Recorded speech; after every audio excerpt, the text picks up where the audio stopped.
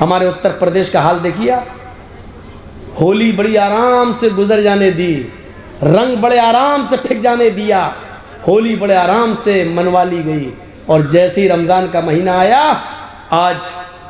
आज ये ऑर्डर नाफिज कर दिया गया कि किसी भी धार्मिक स्थल पर 5 आदमी से ज़्यादा नमाज पढ़ने की अनुमति, इजाज़त नहीं होगी।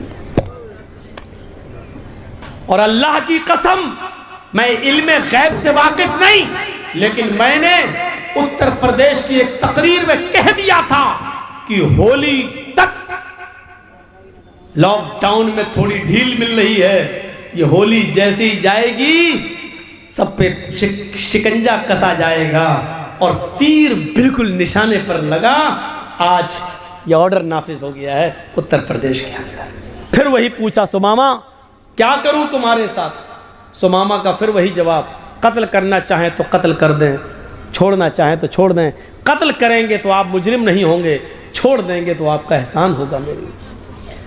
दूसरे दिन भी आपने कुछ नहीं किया, सुमामा को खाना खिलाया, हाँ, पानी पिलाया, कोई तकलीफ तो नहीं होने दी। नहीं अल्लाह के रसूल, मैं सुमामा को सिर्फ बांधे हूं, बस खाने के वक्त छोड़ देता हूं, फिर बांध देता हूं। क़ज़ाए हाजत, पेशाब पैखाने के लिए जाता है तो उस वक्त कुछ लोग उसके इर्द गिर्द रहते हैं, चारों तरफ से घेरा लगा लेते हैं और फिर उसको पकड़ के फिर यहां बांध देते हैं। कोई कमी नहीं होने दी जा रही है। हम लोग भूखे रहते हैं लेकिन सुमामा को खाना खिलाते हैं। आपने कहा ठीक। तीसरे दिन फिर सुमामा से पूछा, सुमामा बोलो तुम्हारे साथ क्या करूं, क्या हाल है? कहा जिस हाल में हूं उसी हाल में। क्या करूं? कहा अल्लाह के नबी क्या बार बार पूछते हैं क्या करूं? कल भी पूछा, परसों भी पूछा, आज भी पूछ रहे क्या करूं?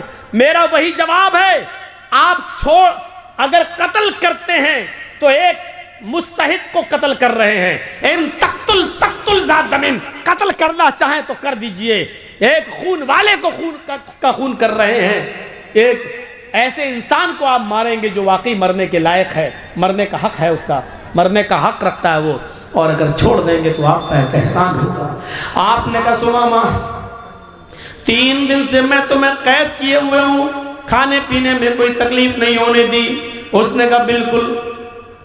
आए सुमामा मैं तुम्हें छोड़ना भी चाहता हूं और मैंने ये नियत कर ली है कि मैं तुम्हें छोड़ दूं, तुम्हारे भी बीवी बच्चे हैं, लेकिन आए सुमामा मेरी एक शर्त है। कहा बताओ ऐ मोहम्मद, कुछ माल चाहिए, दौलत चाहिए, सोना चांदी चाहिए, मैं यमामा का गवर्नर हूं, एक हुक्म दूंगा भी फौरन चला आएगा। आपने कहा नहीं ऐ सुमामा मुझे सोने की चांदी की जरूरत नहीं है। सुमामा मेरी एक शर्त बस इतनी है, मैं जब भी मस्जिद में आता हूं तू मुझे देखता है, चेहरा घुमा लेता है, मुझे देखता नहीं है, मेरी आंखों में आंखें नहीं डालता है। सुमामा बस मेरी ख्वाहिश इतनी है, एक बार तू मेरी आंखों में आंखें डालकर मुझसे बात कर, जैसे मैं तुझसे बात कर रहा हूं तू मुझे देखकर बात कर। मैं तुझसे बात करता हूं तू सर फेर कर, चेहरा दूसरी तरफ करके मुंह मोड़ कर मुझसे बात करता है। आए सुमामा मैं वादा करता हूं कि मैं तुझे छोड़ दूंगा, लेकिन एक बार तू मेरी शक्ल तो देख ले, मेरी आंखों में आंखें डालकर बात तो कर ले। मौलाना जर्जीस को अगर फांसी की सजा हो जाए और जज साहब ये कह दें कि जर्जीस सिर्फ मेरी आंखों में आंखें डालकर बात करो, मुझे देखकर बात करो, मैं तुम्हारी फांसी की सज़ा माफ़ कर दूंगा, तो बताओ जर्जीस देख लेगा कि नहीं देख लेगा? अरे देखने में क्या, जी जज साहब। लेकिन ये कितना बड़ा शातिर दिमाग आदमी, उसको ऑफर भी दे दिया मैं छोड़ दूंगा, और वो जानता है कि मोहम्मद सल्लल्लाहु अलैहि वसल्लम अपने वादे के पक्के हैं, जो कहते हैं करते हैं। कहा मैं छोड़ दूंगा लेकिन मुझे देख ले, मेरी आंखों में आंखें डालकर एक बार गुफ्तगू कर ले। तो जानते हो इसने क्या जवाब दिया? जान छोड़ने का ऑफर मिल गया, लेकिन इसका जवाब देखो क्या था। कहता है मोहम्मद मां रायतू वजहन अकबह मिन वजहिक, मैंने ईरान का बादशाह देखा है, मैंने तुरान का बादशाह देखा है, मैंने मिस्र के बादशाह को देखा है, मैंने शाम के बादशाह को देखा है, मैंने इराक के बादशाह को देखा है, मैंने उर्दू के बादशाह को देखा है, मैंने अजरबैजान के बादशाह को देखा है। मोहम्मद, मैंने बड़े बड़े बादशाहों के चेहरे देखे हैं, तेरा चेहरा जानता है कैसा लगता है मुझे?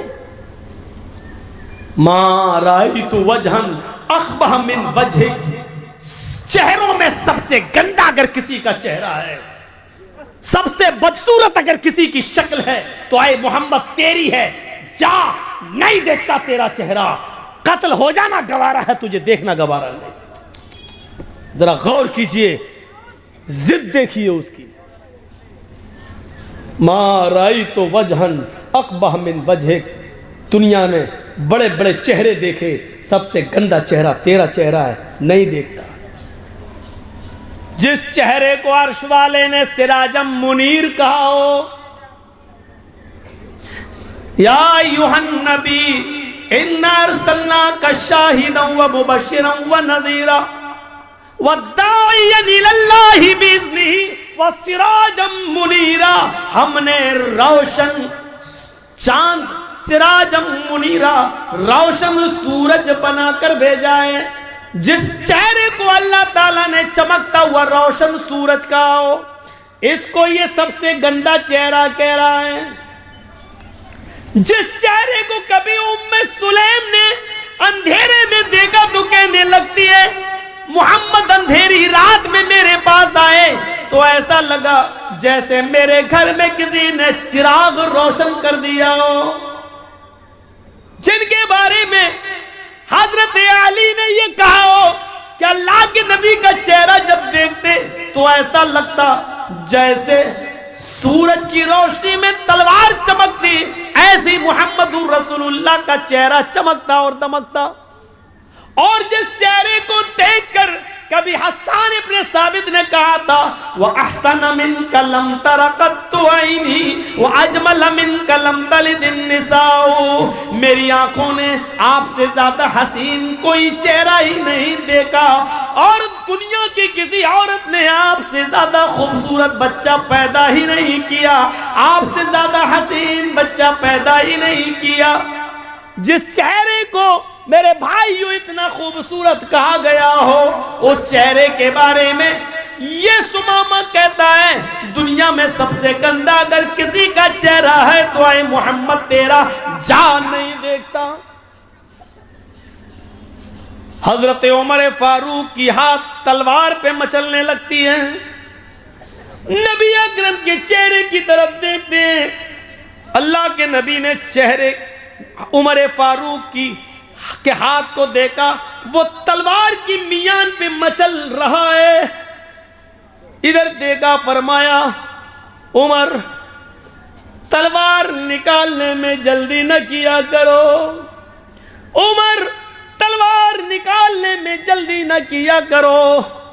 अल्लामा एहसान इलाही ज़हीर नबी अकरम सल्लल्लाहु अलैहि वसल्लम की ज़बान से निकले हुए इन जुमलों के बाद कहा करते थे कि अल्लाह के नबी ने कहा था उमर जल्दी न किया करो, क्योंकि जब तुम मियान से तलवार निकालते हो तो तुम्हारी तलवारों की चमक देखकर आसमान भी पसीना छोड़ देता है, तुम्हारी नंगी तलवार देखकर आसमान की पेशानी पर भी पसीना आ जाता है, तुम्हारी तलवार की चमक देखकर आसमान भी डर जाता है, वो भी पसीना पसीना हो जाता है।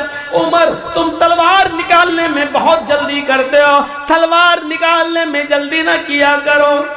हजरत उमर फारूक ने कहा, अल्लाह के रसूल वो आपके चेहरे को सबसे गंदा चेहरा कहता है, सिर्फ आपका इशारा हो, इसकी गर्दन अभी यही तड़प रही होगी, इसके जिस्म से अलग कर देता हूं। फरमाया नहीं नहीं, आए उमर गवर्नर है यमामा का, ऊंची पोस्ट पर है, और जो ऊंची पोस्ट पर होता है उसकी अकड़ कुछ ज्यादा ही होती है, उसको कुछ तकब्बुर होता है। इसको भी अपनी गवर्नरी पर तकब्बुर है। जाने दो, आए सुमामा, ठीक है मेरी शक्ल नहीं देखता मत देख, मेरा चेहरा नहीं देखता मत देख। अच्छा जा जरा मेरे कुछ सहाबियों के साथ इस मदीना को देख ले, इस बस्ती को देख ले, एक चक्कर लगा ले, देख यहाँ कैसा अमन बरस रहा है, कैसी शांति बरस रही है, कितना अमन का माहौल है। जरा जा और मेरी इस मदीने की बस्ती को देख ले।